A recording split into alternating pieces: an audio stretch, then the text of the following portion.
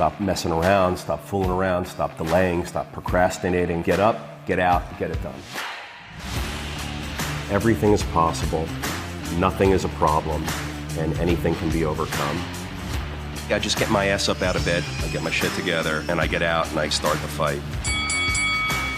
And that will transform you from a mere mortal into a superhuman being.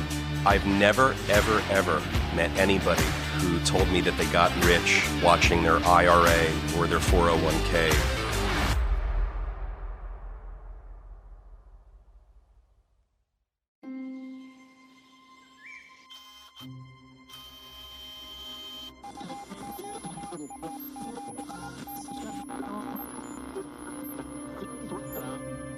Welcome back, Peter. How you doing? Great, George. Fantastic. Let's Happy do this. Wednesday. Today we got a video from Kim Kiyosaki. Let's see it. There we go. In the world of taxes, unfortunately, the people that pay the highest taxes are employees. The people that pay the highest taxes are W-2 earners, is what she's saying. That's true. They don't have many deductions. They don't have deductions. They don't have mortgages. They don't have businesses to offset. So the people that benefit are business owners and investors who pay a lot less. If you want to pay lower taxes, you have to make investments. And the reason they pay a lot less in taxes I've seen enough. Stop it. Listen, the whole financial system, our tax system, is set up to be an incentive for making investment. The tax code is written so that we as taxpayers are incentivized to deploy capital and open businesses, start businesses, own real estate, make investments into these things that are tax favorable. Businesses are tax favorable, real estate's tax favorable. If you just earn your income as W-2 income, it's the most highly taxed form of income you could have. It's the least tax favorable there is.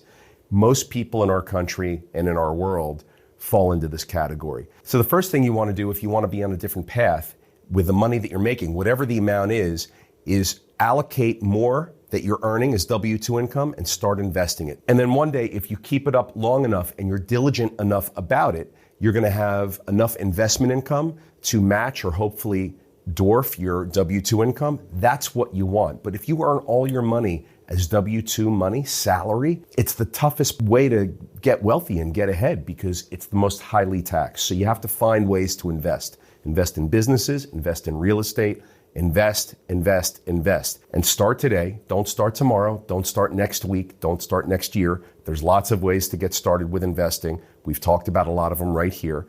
You have to get your mind right. You have to get educated. You have to understand how it all works. But our tax code, as crazy as it all is, and we've all heard the examples about the Warren Buffett secretary look, it's out there and it's real, but our tax code is written to motivate and incentivize us to make investments. Why aren't you making investments? That's what they want us to do. Go ahead and do it. So you have to play along. If you want a better path, if you want a better result, you have to get started investing. What I heard her speak about right now, it's absolutely true. I've heard it a billion times. That's why I ask you to shut it off. You have to find a way to invest. If all you're doing is trading time for money, you're paying the highest possible taxes you could ever pay. You're never going to get ahead. It's going to be so much more difficult. You have to invest. Find people that are pros and experts in investing in businesses and real estate. Play along with them. Invest along. See if you can get involved. It's never too late to start, but you got to start. Because if you don't start, you're always going to be on that hamster wheel. That's the way the tax code is written. That's the way our financial structure and economy is built. So you got to get that through your heads first. Once you do, it's a big step in the right direction. Beautiful. And then this next tweet we got from the real estate god. Oh my gosh. So, if he or she does say so themselves. Yes, indeed. Humble too. Do you want to read that or do you want me to read it? Please, no, you go ahead. So he says or she says, easiest way to determine the strength of your skill set. If you were zeroed out today, would you be able to get back to your current position quickly? If the answer is no, you should be in crisis mode. You need to develop real skills ASAP. I get this a lot, George. I'm asked all the time, if I lost it all today, what would I do tomorrow? I know exactly what I would do. So I agree with the point of this. You have to have a set of skills that will forward you no matter what happens in your life. It's the same argument as give a man a fish versus teach a man to fish. I feel like I've been taught how to fish. And I think any entrepreneur, any successful business person would say the same thing. If it all goes away tomorrow, I know exactly what steps I would take. I have the skills, I have the base, I've got the foundation to just go out and do it again. And I would. And it would take time, but I would build. I would build over time, and I would deploy what I know, and it would be fine. It's not a mystery. It's not a trick. It's very systemized. It's very much formulaic in a lot of ways. If you possess certain skills, if you possess certain attributes, if your mindset has a few key things about it that's dead on target, you're good. But you got to get all three of those. You got to get your mindset right. You have to have your physical attributes right. You have to have your skills, and you have to deploy it all in concert. That's what it is, man. Success is a decision. It's not a matter of luck. My friend JT says that. Actually, he says, success is a matter of choice. It's not a matter of luck. I couldn't agree more. Thanks, JT. God, why am I thanking him? God, he's like, can't escape the guy. Walk right into it. Well, look, it's what he said. It's true. Yeah. All right, sounds good. Well, I'll see you over the table. Thanks. Thank you. So, Peter, you've heard about NIMBY, you've heard GIMBY, and now there's YIGBY. What's YIGBY? Yes, in God's backyard. Yes, in God's backyard. Yeah, so... Please, share with us what that is. Yeah, this week I came across that Pasadena is rezoning to allow houses of worship to build residential units. This is kind of an answer to the affordable housing crisis that we're going through, or just housing crisis in general. Rezoning, we're seeing that a lot, so that's consistent with what we're seeing other places do. Yeah, we talk all the time about rhetorical victories versus pragmatic solutions. Does this strike you as a pragmatic solution, or is it more of just, this is a nice thing to ring the bell? What's the fine print? Is there anything like they can build a 100-story tower where church is? No, it's I believe 65 is the cap at which they're able to build. Okay. So it's look, anything that allows more housing to be built is going to solve our problems. Some of these solutions are going to be more impactful. Some of them are going to be less impactful. And some of them are just going to be badges of honor for elected officials, and nothing's going to happen. I think it's good. I think it's good. They're not going to get huge amounts of density. It's not going to move the needle by itself. But it seems to me that zoning review and upzoning and increasing density in certain specific areas that are thought through, and they put thought into it, and they figure out where there's land that's underutilized. George, we haven't reviewed zoning laws in decades. Look, I don't live in Pasadena, but all of these towns everywhere, the zoning laws that are on the books are from 1 billion years ago, and they're completely irrelevant to today's market conditions and needs. It may be a small step, it may be a big step for Pasadena. I don't know, I don't live there, but I think it's good because it's a step. Yeah. Yep. And that, I think, combined with a combination of many other things in concert is going to yield a good result. Yeah. Maybe not that by itself. I don't know how many units they're going to be able to build on church properties or temple properties or mosque properties or whatever. But like, if it's 10 or 20 units and it's times 100, right. You've got some supply going to come. You got to do what you got to do. Yeah. Interestingly, I don't know how these churches and houses of worship are going to pay for it, but it opens up the door for discussion for a house of worship and a private developer, private money. There's a partnership there because there's people with money that'll build it on their land, and then they'll figure out the split and the economics between the two of them.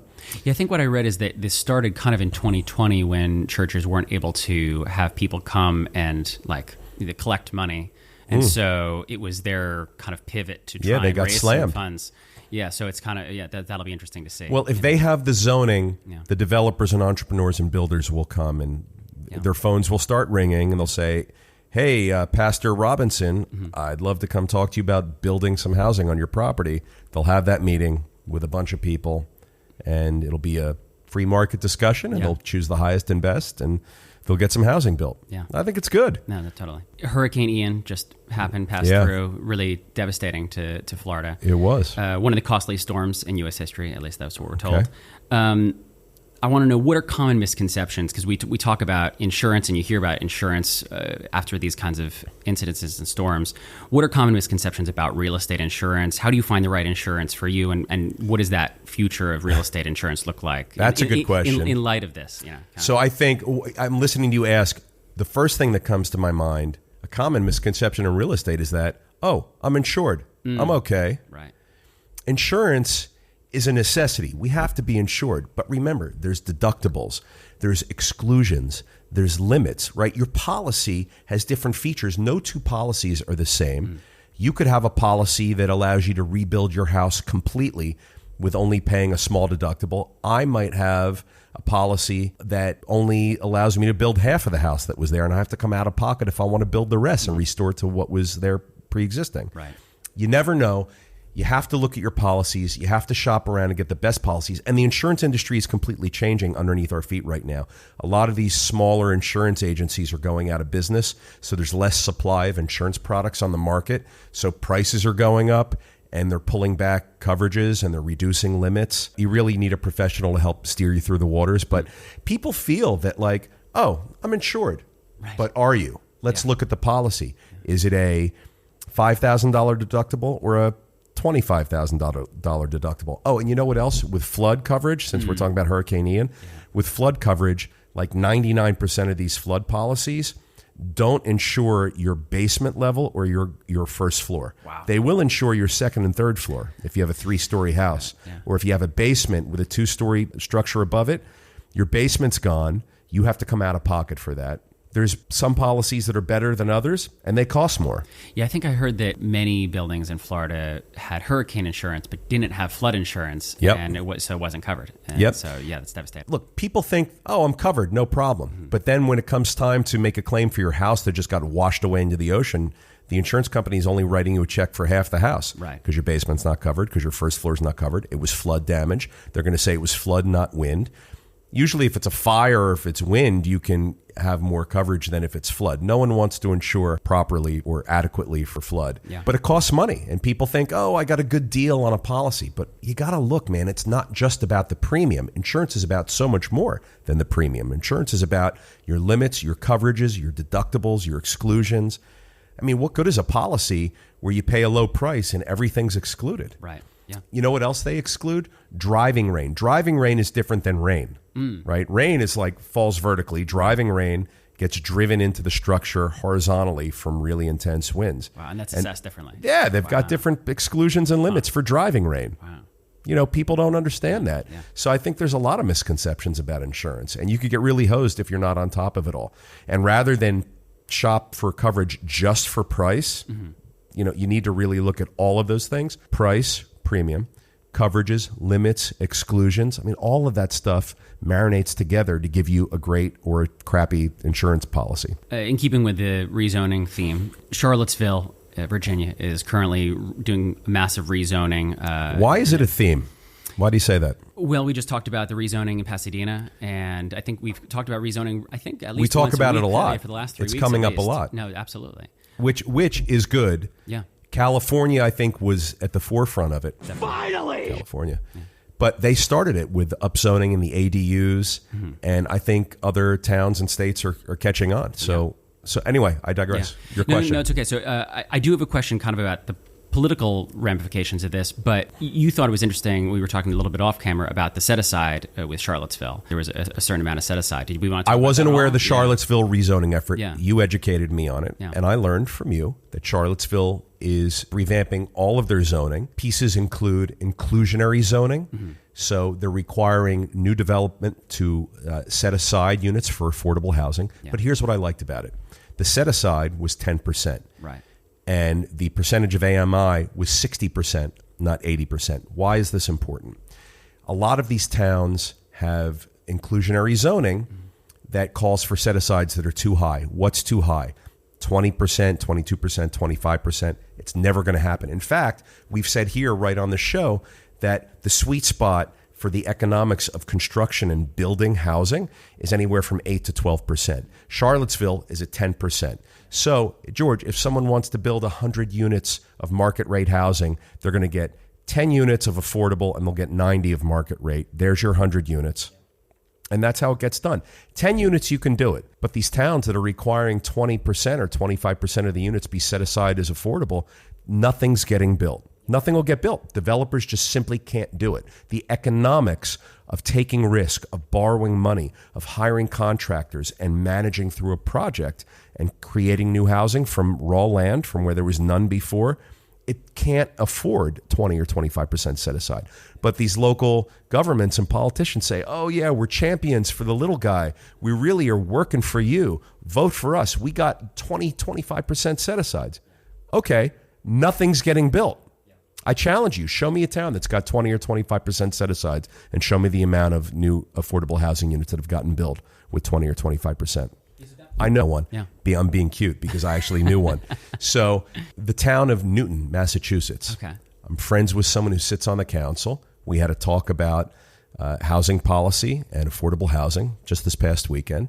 And she shared with me that they have inclusionary zoning, they have set-asides, they've got affordable housing policies, but they're motivating and incentivizing developers and entrepreneurs at the same time. That's the key. You can have your set-asides, but you have to motivate and incentivize. In her town, in her case, she shared with me that if the developer submits a plan which conforms to several things, they can bypass going to city council for initial approval and just go right to zoning and planning. That's a big thing because these towns have like planning board, technical review, zoning board, city council, general oversight and approval. Like every one of these meetings can go, and they meet once a month. So every one of them can take 6 months. It could be years before you get out of the ground. In her town, she said, we'll let you bypass one crucial step if you conform, and if your plans conform, it'll go right to zoning review, right to the construction department. I think that's great, and people are biting at that, and they're building. They're actually building. So what you have to do is, if you really want to be a champion for affordable housing and have these set-asides, you have to find ways to motivate and incentivize builders, developers, and entrepreneurs to come in and take the risk and do it. Because without it, all you have is a law on the books, you have some high fives from your voter constituency, and zero affordable housing gets built. Yeah, and that's the component I was curious about, that being on the entrepreneurial and business side of things, you've engaged with this political process in order to create healthy markets and be able to do business in your towns that you're in. How do landlords get involved? How do you take How does who get involved? Landlords, property owners, business owners. Property owners. Yeah. Sorry. Housing providers. Yeah, forgive me. me. Come on, we got to take the Lord out of landlord, right. George. I'm trying to take the Lord out of landlord. Yeah, you're right. If you can't do it, I can't do it by myself. 100%. So property owners, business owners, how do they get involved? What are actionable steps that they can take to actually engage with this process? The biggest thing people have to do is show up at your local town council meetings and city council meetings. You have to show up. There's so much complacency. Everyone's lazy. No one goes to these things. Small town politics is where it's at. No one goes. I go to my town city council meetings. It's like I'm one of 3 people sitting there, like at best. Like there's never anybody more. And it's always the same 3 people. No one shows up, but everybody wants to complain and everybody wants to criticize and judge and render opinions. But do you show up? Like, do you show up and cast your comments at the meetings? Do you show up and object or applaud new proposals? Like, if you're not there participating actively, you're just complaining, like you're just not doing anything more than complaining. So the biggest thing you can do is show up, get off your asses, show up to the city council meetings and participate. Like your elected officials, like they're there because you put them there, I presume. So engage with them. Like let them know how you feel. Yeah, I do it all the time. I just sent a big email to my towns, 2 of my towns yesterday. And I'll show up at the city council meeting and I'll say, hey, did you guys get that email? Oh, you did? Or, oh, you didn't? Let's talk about it. I have 3 minutes on the microphone. I have to talk quickly. The future is created by those that show up. Yeah, you got to participate. Yeah, absolutely. And it's why we have such a frustrating election process and political landscape in general, because look, these jobs are hard jobs to have. You're in the public eye. There's risk. People go to jail for things that they should go to jail for, and they get mud and tomatoes thrown at them for things they shouldn't. It's a tough job. It's thankless. So I wouldn't want to do the job. So I have a lot of respect for our elected leaders and our public officials, but you really have to hold them to task, and you have to get up in their grill, and you have to let them know how you want the town run. It's a two-way street of responsibility. It is. Yeah, no, that makes sense. Globist recently reported that despite the future... Is it Globist or is it Globe Street? Globe Street. You know what? I don't know, because like when you put it in the like their banner, it says Globist. But I thought it was Globe Street originally too. Well, you'll tag them on this post, yeah, and then yeah. So we'll see what they say. I'll edit it in. I'll put like when I say the word, I'll just edit it in, whatever the correct thing is. And so we'll do that. Flashback. Globe Street reported. Globe Street. End of flashback. So whatever that publication is named, Globe Street recently reported that despite the future of traditional office being frustrating for many right now, that medical office space is booming. I think it was 33% growth in Minneapolis, 28% in Richmond, Twin Cities in general. Yeah. Do you see this as a good move for kind of real estate investment moving forward? George, I have a secret for you. You're only going to hear it here in the Daily Cash Flow. Yeah. Medical office space has been booming for 35 years. Wow. 35 years. Yeah. Doctors need a place to work. Doctors can't work from home. Patients can't see their doctors virtually, although I did last week with a doctor down in Florida. But I see my primary care physician in person. I have to get my pulse taken. I have to get my temperature taken. He has to stick his finger in my butt. Like, whatever. Like, that has to happen in person. The medical office space has always been very popular. It's been very specific. Doctors need a place to work. Patients need a place to be seen. You can't do it except in a medical environment, in a medical office. So, sure, I've been hearing it for 35 years, my entire career.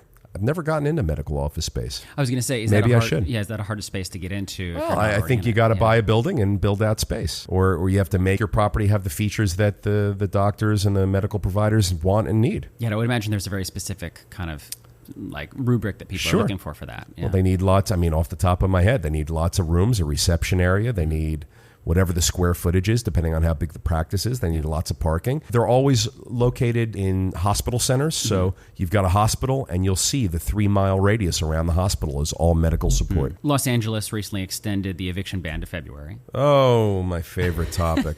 Yeah, I figured you'd like this one. But yes, the thing about that that I like about it, I don't like that it's been dragging on as long as it has. Right. The thing about the announcement that it's extended through February is that, to me, it's an indication that it's actually coming to an end. So that's what I was curious about, is that because some people are predicting that this extension is just a signal that we're here forever, that they're canceling rent. But then, the article I think that I read was saying this is an end time. So, what do you think? The Los Angeles politicians are under a lot of pressure. I think like 50 or 60% of Los Angeles is renter base, so that's a lot of voters. So they had to do it at some point, but you know what the other 40 or 50% is? Property owners. And property owners need their properties back. It's a taking of property. It's nothing short than an unconstitutional taking of property. You can't tell me what I can and can't do with my personal property that I own, other than what's already on the books, like with zoning, of course. Right? You can't come in and tell me what I can and can't do. It's a taking of property, these types of rules. And it's crazy. And it's been 2.5 years, and people have paid zero rent in 2.5 years. Now, I get that it was a pandemic. I get that the workforce was crippled. Like, I understand all of that. Look, we worked through our residents and our tenants. It wasn't easy, but we did it. But Los Angeles really didn't give an option to property owners to do much. It was just a complete eviction ban, and people really got over on property owners. And now what you have is property owners are behind in taxes. They're behind in their mortgage. They're behind in everything. And it's been 2.5 years, and people don't have 2.5 years worth of rent. So the property owner is going to be stuck, probably losing a lot of property in the case of Los Angeles. I don't know where you come up with 2.5 years times X amount of tenants worth of money to pay all those back bills. Yeah, which again, like you said, affects the municipality because that's it's horrible. It's horrible. You have to open up the system and let the market behave freely. All of this stuff has to cycle through. You have to go through the court process. You have to go through the rental assistance process. You have to go through the communications process with your residents and with the property owners. All of that has to happen, but this eviction ban has prevented all of that from happening, and it's just been a plug in the bathtub. It's not good for the consumer. It's not good for the towns and the cities.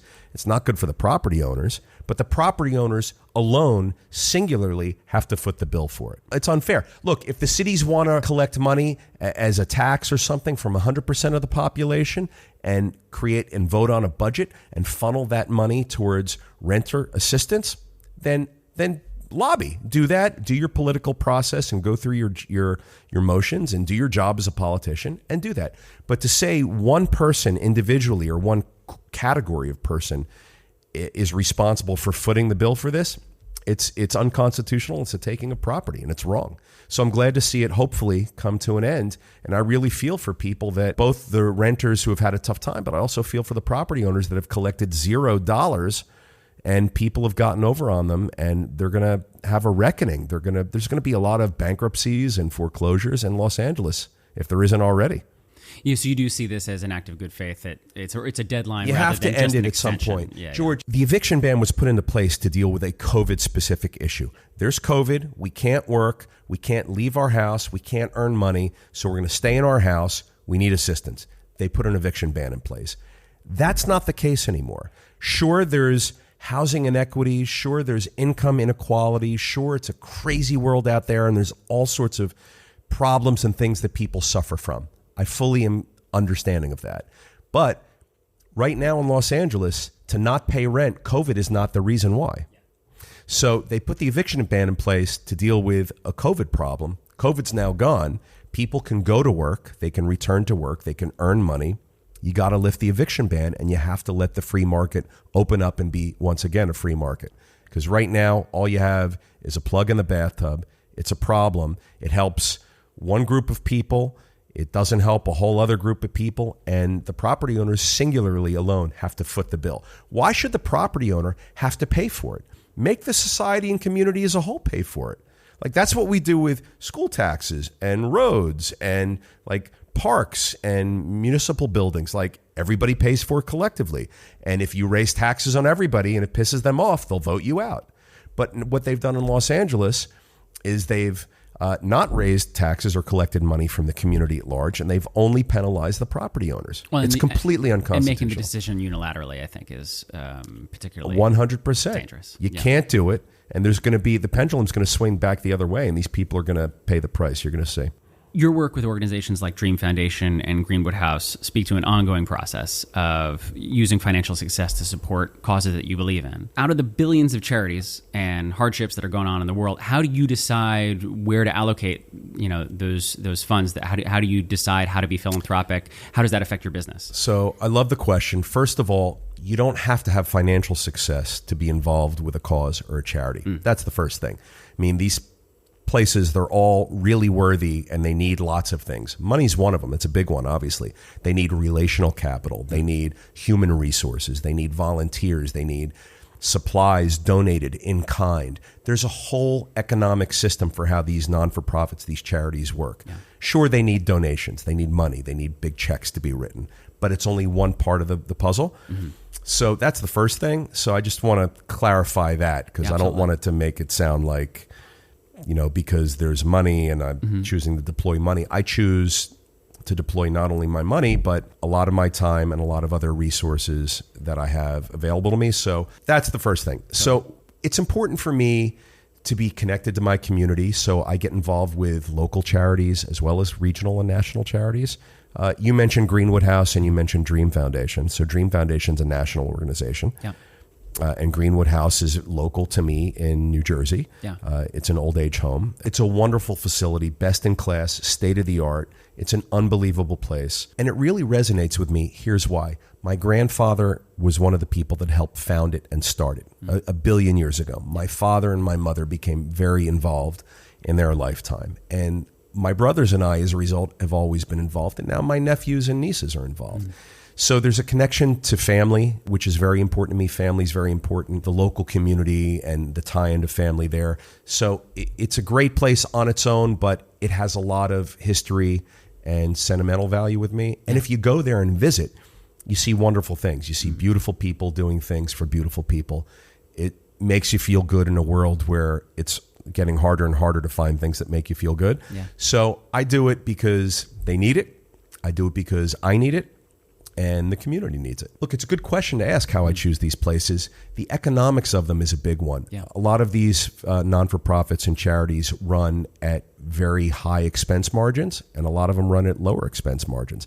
I want to donate my money to an organization that really manages its business well. So if I'm going to make a charitable donation, I want it to be to a place that has very low expenses relative to others in its class. And there's websites and organizations that track and measure this, and you could look it up. Look, if you give $100, you ultimately want $100 of $100 going towards the people that need it. Absolutely. But these places have to have office space and pay salaries and whatnot. So if you give $100, maybe you'll find an organization that can direct 90 of the 100 to the people that need it, and 10 goes to the administration and overhead. Yeah. That's not a bad ratio. Yeah.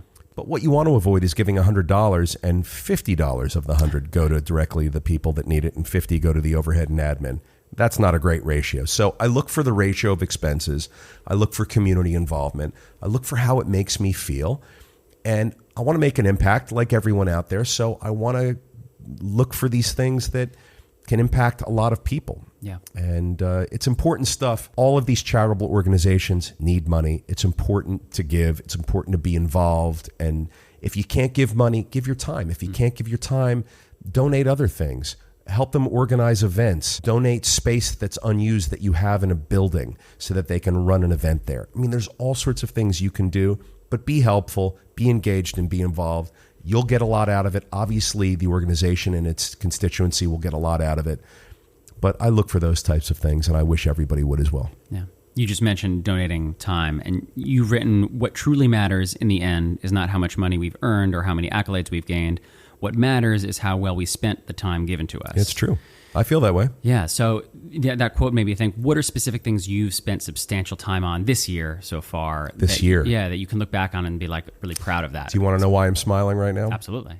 So today's Wednesday. This past Friday, Saturday, and Sunday, I had a 3-day high school reunion. My high school class all gathered at my farm, and I set up a sort of Burning Man music festival meets glamping situation for everybody. You hosted this. I hosted it. Wow. Well, I have a farm with flat land, so we could put up the tents. And it was an amazing event. It wasn't amazing because it had yoga classes and wellness and massage and Reiki and full catering and food and beverage and really nice glam tents. I mean, are you sure? Because that was good. really fun, and it was fun. But here's why it was amazing, because 70 people came together that have shared a lot together over 36 years. They had conversations that were deep and meaningful. There was lots of hugs. There was lots of laughter. There was crying. There was dancing. There was stomach aching, belly aching, giggling, and laughter that occurred. And it was an amazing environment for these types of things to flourish and to come out. Yeah. And to have those kinds of experiences with people, it's harder and harder. Look, as you get older, it's harder and harder. Yeah. Our worlds are so busy. We have jobs, we have our family. Like it's so hard to travel and we don't have money to spend on this stuff. And how do you get 70 people together? I mean, that's the greatest thing, is that 70 people agreed to come together. Our class was like 110 people, 70 of the 110. Yeah, that's a huge 36 years later. And we do it like every 5 years, but this was a very unique and special event. Yeah. Typically, it's not as elaborate as this. Yeah. It was elaborate. It was great, but it allowed people to really relax, and it allowed people to be themselves. One guy said he hasn't danced in decades, and all he did was dance all weekend long. Wow. Yeah. Another person said that she had just put her mom into hospice, and her daughter had gone into a mental wellness facility. She wasn't in a good place. Yeah. She came to this event. She needed to get it out. There was lots of hugging, lots of crying. She was talking about it. It was therapeutic and healing for her. Yeah. And there's lots of those stories. So to get together with people and to be with people and have that connection and in an environment that allows it to flourish, I mean, it's huge. And so to spend those 3 days, that was time I really looked forward to spending, and I'm really grateful that I had the chance to spend that time, and everybody else was too. So for me, it wasn't about how much the event cost, or it wasn't about how elaborate it was. And my mom even said to me, "Peter, don't you think you're doing too much? Isn't it a little too flashy and showy?" I mean, it was a glamp event. So right. How flashy can a glamp event really be? I mean, it's certainly a little bit more flashy than like people bringing their own tents and pitching tents. That I get, but like, it was a glamp event, right, yeah. Outdoors, and it was friggin' 38 degrees at night. They were freezing. You know, it wasn't so luxurious and like flashy. Right. But what it did was it got people together. Yeah. Anytime you can bring people together where they can share and experience things together, it's wonderful. So I look to do that, and I'm really grateful when I have those opportunities. This was a 3-day opportunity for me. It was great. Yeah, my expectations for your answers are always high, but that far exceeded my expectations. That's really George, cool. we had bands every day. Yeah, we had 24/7 catering and bar service, and people came that we haven't seen in a long time, and we call them unicorns when because we do this every 5 years. So when someone is absent for 2 or 3 of these things that happen, it's like, and then they come again. It's like, oh, where you been? So It's really nice, you know, it's really nice. And you don't have to have things in common with everybody, and you don't have to be in touch with everybody all the time. Yeah. Like we're not that way. But when we see each other every 5 years at these reunions, it's not a name tag reunion, and it's not a false sort of surface level thing like you see about in TV shows and movies. They're really deep and meaningful experiences, and people. It's transformative for a lot of people, and it certainly is for me. And I love doing it, and I love participating in these kinds of things. So I really like spending my time that way. Yeah, relationships built with intention. Yeah, that's beautiful. All right, well, that's what I got, Peter. Anything else you want to cover before we get over to Q&A? We sent out a survey to our residents a month ago. Yeah. And we asked people, how are we doing? Tell us about the job that we're doing for you. Are you happy with the product that we're giving you? Are you happy with your apartment? Are you happy with a management company? What can we change? It takes a really thick skin to put a survey out like that, because you have to be prepared to hear things that you're not going to want to hear. Right? Yeah. We put the survey out, and we get back generally like 85% of the people are really happy with the job we're doing. They're really happy with the housing that we provide.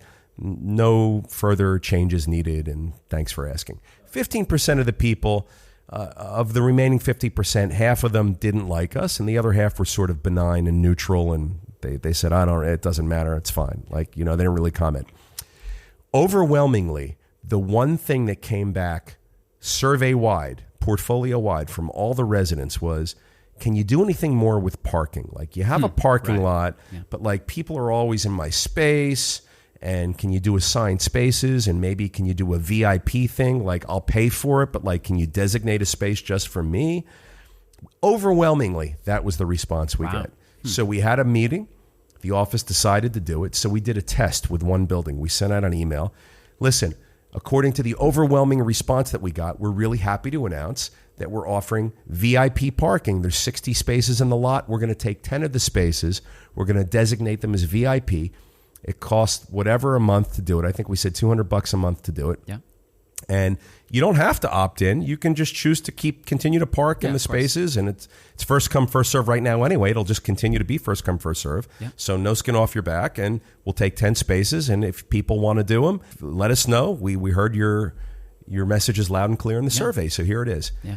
The next day, someone went on to, Nextdoor and the Facebook groups, and they started posting pictures of the email along with messages like, can you believe the greedy property owner trying to extract more money out of us? I can't believe they would do that. Parking should be free, and there's such scumbags. And it was a whole thing. There's like hundreds and hundreds of comments in the threads now. And of the hundreds of comments in the threads, like 99% of them are from people that are not our residents, that we've never had a relationship with, that have never rented from us, that we don't even know who they are, that live in other towns. But they're chiming in, scumbag property owner, that should be regulated, call the city and complain. I'm like, mind is blown. Yeah. Like, what? Like, well, I get if you're our tenant and you're pissed off that you perceive it now that we're charging you for parking when we weren't before. But remember, 85% or whatever, it was like overwhelming percentage of the people said, we'd love to have a VIP designated space. Like, we put out a survey to try and provide better service to our residents. They said, we want VIP parking. We give it to them, and we got raked over the coals. And it's an amazing thing that's going on in society. It's a great social study. Well, this is why polling is so difficult. People say one thing in the privacy of that interaction, and then publicly will not necessarily fess up to what that actual It's unbelievable, answer is. George. The complaining, the judgment, the opinions being flung across the room from people that aren't even involved in the situation, right? They're not even involved. They're not a tenant. They're not a former tenant. They're not a future tenant. They're not like nothing. They're just like hopping on. Well, and that's the nature of social media, which is that, so much of what we consume is used as fodder to fuel our egos, to say like, oh, well, this is my opinion about this thing that doesn't affect me at all. Really was mind-blowing. Yeah. So really was mind-blowing. And I stay out of this stuff. My team stays out of it. But isn't it interesting? You're not even a resident. You're not even impacted by this. And you're casting judgment. You're calling the property owners greedy and scumbags. And one guy put up a 2 middle finger emoji. Like, my God, like all I did was deliver an amenity to the marketplace that they were asking me to deliver. Yeah. So how do you think you're going to proceed now? Well, we're going to proceed and we're going to do it. Yeah, because they asked. We're going to do it. Yeah. I'm not, I'm not going to not do it. Yeah. I'm within my rights to do it. Yep. But man, like so divisive, so nasty, so unnecessary, and I think these people are a problem. And they'll tell me that they think I'm a problem. So I guess it's all fair at the end of the day, but. It's really interesting to me how this all happens. Well, I wonder if there's a better way to approach that, like in terms of like... Tell me what the better way is. I'm happy to... Yeah. I want to learn from this. I guess that's why I brought it up. Yeah. It was on my mind. I don't want to criticize those who were criticizing me, but I do want to learn from it. I want to figure out how to do it better. I thought I was doing a great thing by putting a new amenity offering out to the residents who asked for it in the first place. Right? They asked for it in the first place. So I give it to them, and the social cost of providing what they asked me to provide has been significant. Well, and on the other side of it, I'm always curious about, what's actually persuasion and what is just complaining. And obviously in this situation, you're going to do what you're going to do. So even though they've done all this complaining, it wasn't persuasive. And so I'm curious, what would have actually been the persuasive move to try and get what some of these people want? I thought I did it. I put the survey out. I surveyed thousands of people. Oh, no, totally. And overwhelmingly, they came back and said, can you give me VIP parking? I'll pay for it. I mean more the people that are not related to this situation. I can't worry about them. I can't engineer my life or my business to cater to people that I don't do business with, who I don't even know, who don't even live in my towns. Yeah, I mean, are you kidding me? We talk about that all the time, not giving a shit about my people God that don't affect you. Yeah, so no, totally. So that's on my mind. Yeah. Well, I'll pray for you. Well, thank you. Your thoughts and prayers. Well, thanks so much, Peter, and I'll see you over there. Thank you. Cool. All right, back to Q&A, Peter. Let's go. Today we got it from Lauren Govern, and Lauren says, I'm currently in school getting my MBA, looking to start my own business. How important is it to have a formal vision statement for your business or company? Do you think those symbolic steps are necessary for success or a distraction from getting the work done? Lauren, great question. Funny you ask. We're actually redeveloping our vision statement and our mission statement in our company this week. Tomorrow we have a meeting at 11 o'clock in the morning. Listen, it's something you want to have on your radar to do, but it's not necessary to get out of the gate. You know what you need out of the gate? You need a great product or service that there's a lot of demand for. Item number one. Without that, there's no business. And you need to be able to deliver that product or service with a smile, with success, with efficiency, and at a cost where there's a margin where you can make money. Lauren, you know what my vision statement is? I want to make money. And my mission statement, I want to get up every day, get out of bed, I want to go kick some ass and make money. That's my mission statement and my vision statement. Look, we'll get to that stuff later. It's important. You should have it. You should know what direction you're going in, for sure. And your team members need to know what direction the ship is sailing in, for sure.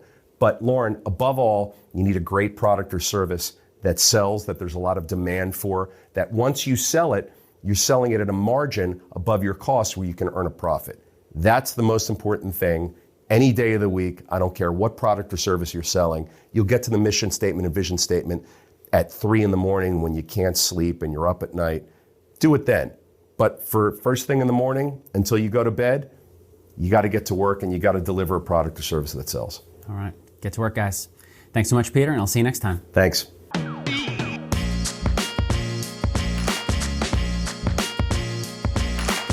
If you like what you just heard, you can subscribe to The Daily Cash Flow on YouTube, Spotify, Apple Podcasts, or wherever you listen to podcasts. And we'd love it if you left us a comment or review. You can follow us on TikTok and Twitter at SiegelCap, and on Instagram at Siegel.cap. As always, if you're an accredited investor, go to SiegelCapital.com and take our survey to see if you qualify to take part in one of our apartment building deals. That's SIEGEL Capital.com.